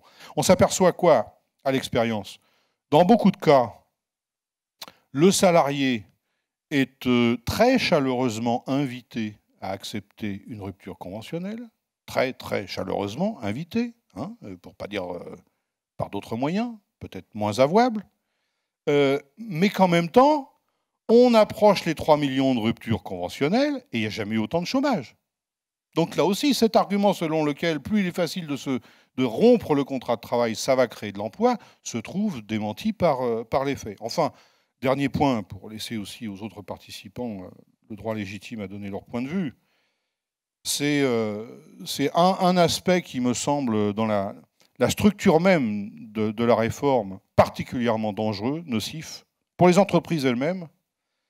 C'est cette idée selon laquelle le droit social est plus efficace lorsqu'il est élaboré entreprise par entreprise. Parce que, une des orientations majeures de ce dispositif de loi, c'est donc de dévitaliser en quelque sorte la portée des droits d'ordre législatif, des accords de branche professionnelle, au profit de ce qui est élaboré entreprise par entreprise. Autrement dit, ce qu'on réinstaure par ce mécanisme-là, c'est une mise en compétition des entreprises dans une même branche professionnelle par la variante sociale.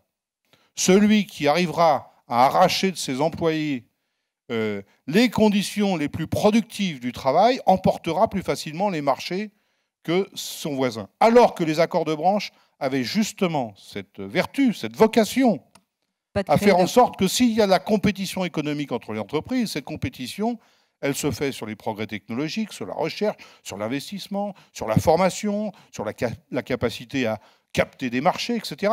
Mais en aucun cas sur le social. On fait en sorte que sur les règles sociales, les entreprises d'une même branche aient les mêmes paramètres, les mêmes obligations à remplir vis-à-vis de leurs employés. Ce qu'est en train de vouloir faire le gouvernement au travers de ce texte de loi, c'est d'ouvrir les vannes de ce côté-là. Et les victimes, naturellement, ça ne peut être que les salariés dans ce dispositif. Donc j'espère que... mais a priori, les indicateurs sont là. Je pense que ça va être un mouvement persistant parce que ça touche quand même à l'essentiel. Et puis nous verrons encore une fois ce que les semaines prochaines nous réserveront. Bien, Philippe Askenazi, peut-être Marianne Dujarrier, vous, sur ce sujet-là, votre perception, l'un ou l'autre? Allez-y. Merci. Bon, effectivement, je pense qu'on a affaire ici à un rapport de force extrêmement tendu. Pour reprendre un peu le plan de Bernard Thibault, je partage beaucoup des constats qui sont en fait partagés, je crois, par un grand nombre. Hein. Notons quand même sur la question de la méthode qu'on est face à un paradoxe, c'est que cette loi prétend favoriser la négociation, enfin un éloge à la négociation, et cette loi entend passer sans négociation, ce qui est le premier des paradoxes. Deuxième point, effectivement, on a du mal à imaginer comment favoriser les licenciements, augmenter le temps de travail, réduire les possibilités de mobilité d'une entreprise à l'autre parce que les droits vont être différents, et augmenter le dumping dans les branches va favoriser la création d'emplois. On peut raisonnablement pas y croire, quoi, pourrait-on dire. Notons enfin, moi je reviens sur ce point-là, c'est qu'il me semble que si on veut vraiment réduire le chômage, c'est évidemment pas par le Code du travail qu'on y arrivera, c'est par d'autres déterminants dont on ne parle jamais dans cette affaire-là et qui serait peut-être temps de mettre sur la table. Concernant le CPA, on remarquera qu'il n'est pas contraignant, donc on a effectivement une précarisation sans sécurisation. Et pour reprendre aussi un thème qu'a abordé Philippe Askenazi, de mon point de vue, si vous voulez, l'inquiétude, c'est qu'on est en train d'opposer effectivement les insiders aux outsiders, c'est-à-dire ceux qui auraient tant de bénéfices et d'avantages aux pauvres qui seraient exclus du monde du travail. Ça me rappelle à cette fameuse thèse sur pourquoi les pauvres votent à droite. C'est-à-dire que plutôt que d'être dans une logique de rapport de force dans laquelle on est dans une opposition un peu classique entre employeurs et employés, ou capital et travail. Là, on est en train de fabriquer une opposition où ce serait entre les salariés, entre les travailleurs eux-mêmes qu'il faudrait s'entretuer, avec toujours cette peur pour ceux qui ont encore quelque chose de tomber un petit peu plus bas, soit dans la précarité, soit dans le RSA, soit plus bas encore. Ça ne rappelle pas de bonnes périodes historiques. C'est pas très bon signe parce que ça peut effectivement donner envie d'un grand retour au socialisme, y compris sous sa version nationaliste. Donc je pense qu'il y a une dimension politique extrêmement inquiétante dans tout ça. En tout cas, c'est mon opinion de citoyenne. Et tout le rapport de force qui se joue aujourd'hui me semble être extrêmement important sur cette loi-là, mais plus globalement sur les rapports au travail aujourd'hui. Juste gardez le micro. En tant que sociologue, le mouvement Nuit debout, comment vous l'analysez? Alors c'est peut-être encore un petit peu tôt pour avoir une analyse très poussée, mais j'imagine que vous êtes allé régulièrement sur la place de la République. Comment vous percevez ce mouvement dont on a un petit peu de mal à décrire les différentes formes? En tout cas, on sait que les jeunes sont dehors, d'ailleurs pas que les jeunes, aussi les moins jeunes. Quel regard vous portez sur ce mouvement? Effectivement, un peu tôt pour en parler. Ce qu'on peut dire à ras de l'observation, c'est que ce qu'il y a d'assez incroyable dans ces milliers de personnes qui se retrouvent tous les soirs, c'est qu'on trouve effectivement des jeunes et des moins jeunes. Là, ça va vraiment de 15 à 97 ans. On trouve à peu près toutes les classes sociales de ce que j'ai pu en voir à l'œil nu. Alors, pardon, hein, c'est pas très scientifique, mais effectivement, il y a des prolos, il y a des intellos, il y a des étudiants, voilà, donc ça brasse large. On trouve effectivement toutes les couleurs de peau aussi. Il y a des hommes et des femmes, donc on est vraiment dans un mélange représentatif de la société. Ce qui est remarquable, c'est le mode de fonctionnement, alors qui pour l'instant, je ne sais pas combien de temps ça peut durer, mais un fonctionnement de démocratie directe presque parfait, enfin très impressionnant, avec un rejet explicite des institutions et notamment des partis et syndicats. Tout ça est très fragile. Enfin, je pense que ça ne durera pas. Mais c'est intéressant de voir qu'il y a une envie de fabriquer un pouvoir d'agir, une façon de refaire de la politique qui passe par d'autres voies que les institutions bien connues sur ces questions-là. Je pense aussi que c'est une façon de sortir du sentiment d'impuissance dans lequel nous sommes tous un peu écrasés actuellement par la situation de l'emploi, par la situation économique, par la situation écologique, par la situation internationale, etc. Tout d'un coup, là, il y a une volonté de reprendre les choses en main dans la bonne humeur, avec un système démocratique. Voilà, alors je n'ai pas amené ma boule de cristal, je n'ai aucune idée de ce que ça peut donner. En tout cas, c'est un mouvement extrêmement important, me semble-t-il, notamment dans la formation d'une jeune génération à ce que c'est que de faire de la politique. Parce que ce n'est pas un truc de 68 arts. Il y en a, mais ils ne sont pas du tout majoritaires. c'est vraiment quelque chose qui est fabriqué essentiellement et tenu par des jeunes. Donc c'est aussi intéressant en soi de ce point de vue-là. Philippe Askenazi et ensuite Pierre-Noël Giraud, toujours sur ce même thème de la loi. Puis ensuite, on passera la parole à la salle et également à voir si beaucoup de tweets ont été émis sur cette table ronde. Oui, la loi, et puis je dirais peut-être un mot aussi sur Nuit debout. Alors déjà sur la loi, effectivement, c'était une très grande surprise, même pour moi, économiste, qui a pas mal de contacts avec l'administration économique française, parce qu'on s'attendait à ce qu'il y ait le cœur de ce qu'avait annoncé François Hollande, c'est-à-dire le CPA, le compte personnel d'activité, qui devait être le grand progrès social du quinquennat. Il se trouve que ce compte personnel d'activité, je ne vais pas vous le décrire, mais en gros, ce n'est pas grand-chose, même pratiquement rien de nouveau, et que l'on a vu un outil totalement différent. Oui. Le décrire un petit peu pour ceux qui ne connaissent pas. Le but au départ d'un tel compte, c'était d'essayer de se rapprocher de ce que la CGT avait avancé maintenant, il y a plus de 10 ans, une sécurité sociale professionnelle, c'est-à-dire qu'on soit accompagné, effectivement, et ça rejoint aussi ce que souhaite, je pense, Pierre-Noël Giraud, c'est être accompagné tout le long de sa carrière professionnelle, quels que ce soient les accidents ou les changements que l'on peut connaître, avec donc une accumulation de droits, et vous avez un droit de tirage. Donc ça pourrait, à l'extrême, ça pourrait être, enfin pas à l'extrême, déjà au démarrage, ça pourrait être la fusion de tout ce que vous avez aujourd'hui comme type de droit, c'est-à-dire à la fois vos droits d'assurance chômage, vos droits à la formation, même votre compte épargne-temps, et vous auriez la possibilité donc avec tout attaché à la personne, attaché à la personne, et donc à un moment, par exemple, si vous avez suffisamment de droits, vous pourriez décider de prendre une année sabbatique. Voilà. Non pas nécessairement pour faire le tour du monde, mais pour vous lancer dans une association. Bon, voilà, donc une construction en fait non pas tant à la fois un parcours professionnel, mais aussi un parcours personnel, ce qui, d'une certaine manière, permettrait aussi de ne pas se poser la question trop de multiplier des dérogations au droit du travail, puisque finalement, on pourrait passer d'une catégorie à une autre. Aujourd'hui, on est très très loin. Il y a un micro-embryon. Il y a juste le principe qu'on crée un compte comme ça à partir de l'âge de 16 ans, mais sans donner véritablement plus d'éléments. Donc on se retrouve en fait dans une loi assez, surtout dans la mouture telle qu'elle est devenue aujourd'hui, assez classique, et qui a même trois esprits, plutôt un habillage qui est de dire c'est pour les plus faibles, et ça je pense que c'est en partie pour cela que l'on a un mouvement comme la Nuit debout, c'est-à-dire que il ne faut pas prendre les gens pour des abrutis, c'est pas pour les plus faibles cette loi, il n'y a qu'une frange qui n'a pas travaillé dans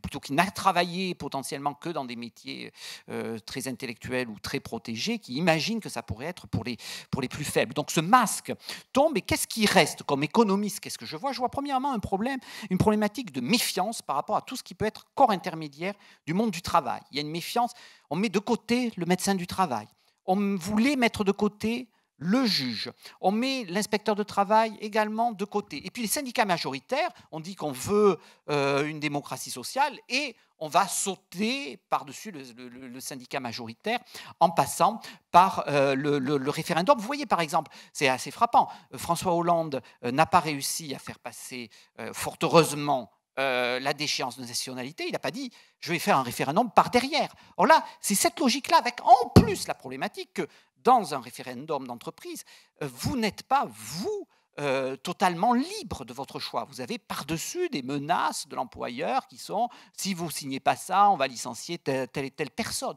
Donc on voit bien qu'on est dans une logique qui est très, qui paraît comme cela très étrange, mais en fait, lorsqu'on met le fait que les heures supplémentaires vont être moins payées, le fait qu'on met effectivement une concurrence entre entreprises, c'est une logique toute bête de baisse du coût du travail, et donc de recherche effrénée de compétitivité à travers le moins 10 ans.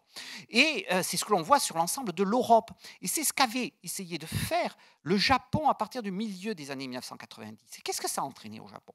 Ce qui nous arrive aujourd'hui en Europe, c'est-à-dire une spirale déflationniste qui pose non plus un problème microéconomique, mais un problème macroéconomique, une trappe macroéconomique majeure, et qui tue la croissance économique, l'investissement. Donc c'est une erreur, si vous voulez, pour moi, économiste, cette loi est bien plus, est une erreur macroéconomique majeure dans le temps présent. Il vaudrait mieux que notre gouvernement se bat au niveau européen pour qu'on change dans une logique absurde telle qu'elle est aujourd'hui et qui fait chuter le continent européen. Et je vais vous parler du Japon, mais finalement, cette logique-là du moins 10 ans, c'est ce qu'on a vu en Grande-Bretagne, ce qu'on a vu en fait depuis assez longtemps aux États-Unis, mais qui se cristallise aujourd'hui. Et donc, on a l'impression avec Nuit debout qu'on revit une problématique qui est de pays du Sud, c'est-à-dire qu'on aurait les indignés à la française.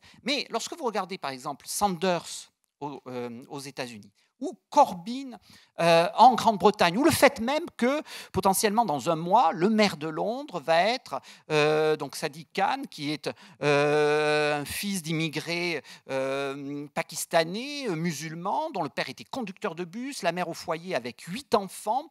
Ce gars-là qui se revendique totalement musulman tout en votant pour la loi, enfin l'équivalent du mariage pour tous en Grande-Bretagne, eh bien cette personne-là va certainement être élue dans la plus grande ville, comme maire de la plus grande ville d'Europe. Et grâce à quoi? Grâce à un vote très largement majoritaire des jeunes en sa faveur. Donc, on a les jeunes de la même manière, alors pas de toutes les races, là, races entre guillemets au sens américain, dans le cas de Sanders, mais on voit bien que d'une certaine manière, aujourd'hui, c'est partout qu'il y a un mouvement qui se crée, et lorsqu'il y a un réceptacle politique qui existe, ça se fait au sein de ce réceptacle politique. Et on voit bien qu'en Espagne, c'est Podemos qui a finalement, après coup, provoqué ce réceptacle. Donc aujourd'hui en France, effectivement, on ne sait pas où on en est, parce que c'est trop tôt. Jusqu'où c'est, voilà, on est certainement au début de quelque chose. Est-ce qu'il va y avoir un réceptacle politique ou pas? Mais il n'y a pas de raison, si vous voulez, au sein des grandes nations, que finalement la France échappe à ce mouvement. D'une certaine manière, pour moi, la surprise a été que ça arrive si tard. Pierre-Noël Giraud, alors votre réaction? Alors c'est vrai qu'on a rapidement parlé du CPA, on en avait parlé lorsqu'on a préparé la table ronde. C'est quelque chose qui, pour vous, justement, pouvait être une réponse à ce que vous dénoncez aujourd'hui dans la société. Mais plus largement, est-ce que la loi est quelque chose qui vous fait bondir, ou est-ce qu'il y a des choses qui vous conviennent, type CPA? Non, elle est entièrement politicienne et elle est destinée à... Je ne pense pas que François Hollande peut se représenter à l'élection en essayant de séduire la gauche. On va faire ça une fois, mais pas deux. Donc il faut qu'il fasse plaisir au centre ou à la droite, et je crois qu'il faut l'interpréter comme ça. Bon, ce n'est pas un instrument tout à fait inadéquat pour résoudre le chômage massif et l'inutilité. Elle ne traite que l'aspect flexibilité, alors qu'on l'a dit et répété, il faut traiter les deux aspects, sinon évidemment c'est normal, les gens vont la refuser si on ne leur présente pas un paquet d'ensemble, qui soit une adaptation des deux côtés. Voilà, bon, il n'y a pas énormément de choses à en dire. Le fait de décentraliser la négociation au niveau des entreprises, je suis d'accord avec Bernard Thibault, mais je le ferai remarquer un peu, de façon un petit peu critique, s'il en est ainsi, c'est aussi parce que les syndicats sont très faibles. En Allemagne, la problématique ne serait pas la même. Si vous avez des syndicats très forts à tous les niveaux et dans toutes les entreprises, vous ne pouvez pas jouer ce jeu-là. Donc, il y a aussi cette faiblesse que, d'une certaine manière, la loi enfonce le clou sur ce point-là. Voilà, bon, mais quant au mouvement de la place d'à côté, j'ai entendu, on m'a dit que hier, Frédéric Lordon avait dit, bon, maintenant, il faut se fixer un objectif, ce qui me paraissait une très bonne idée, et il propose comme objectif la grève générale, ce qui, à mes yeux, est plutôt un moyen qu'un objectif. La grève générale, pourquoi faire? Voilà, on attend d'un mouvement comme ça qu'il produise des idées, avec ces méthodes extrêmement intéressantes, mais qui produisent des idées. C'est-à-dire, que voulons-nous? Au-delà des idées extrêmement générales où on veut protéger la nature, que tout le monde ait un travail et une vie intéressante, et qu'on ne s'entretue pas pour des raisons religieuses ou ethniques. Bien sûr, mais au-delà. Voilà, donc ça m'intéresse énormément, mais j'attends un peu des idées. Je crois que tout le monde est effectivement dans ce cas-là. Alors, dernier petit mot à Bernard Thibault avant de passer la parole à la salle, parce que vous avez parlé quand même des syndicats. Oui, non, mais c'était voilà, des dès qu'on parle syndicat, voilà. Ça fait tilt chez vous. Voilà. Donc c'est la comparaison avec l'Allemagne, très rapidement. Oui, le degré d'implantation des syndicats, même s'il est en diminution aussi en Allemagne. Hein. Mais comment la législation a évolué justement en Allemagne pour essayer de contourner un poids jugé trop important des syndicats en Allemagne? On a eu les réformes Hartz 1, 2, 3, 4. C'est-à-dire qu'on a sorti des travailleurs de la couverture des conventions collectives pour lesquelles ils étaient auparavant couverts. On a inventé de nouveaux jobs, des mini-jobs, qu'on a extraits des négociations des conventions collectives, au point que, plusieurs années après, qu'est-ce qu'était une des grandes différences, par exemple, dans la législation sociale entre la France et l'Allemagne? L'absence de salaire minimum. Les négociations du salaire en Allemagne, historiquement, ont toujours été calées sur la négociation par branche, voire après par entreprise, l'adaptation de l'accord de branche. Mais il n'y avait pas besoin de salaire minimum. Mais le fait que les lois Hartz aient sorti des dizaines de milliers de travailleurs de ces négociations de branche a amené les syndicats à revendiquer l'instauration d'un salaire minimum. Et il n'y a pas longtemps, ça a même été l'objet d'un point de négociation de la coalition gouvernementale que de s'engager vers l'instauration d'un salaire minimum. Donc oui, les syndicats allemands, beaucoup plus présents, mais même en Allemagne, on a trouvé le moyen d'essayer de contourner leur présence, comme quoi le respect du droit à la négociation et le droit des salariés de s'organiser pour défendre collectivement leurs intérêts, il y a plusieurs moyens de le contourner. Bien, écoutez, c'est sur ces paroles que nous allons clore cette table ronde. Merci à vous. Merci pour ces échanges. Merci à vous également. Et puis, bonne continuation.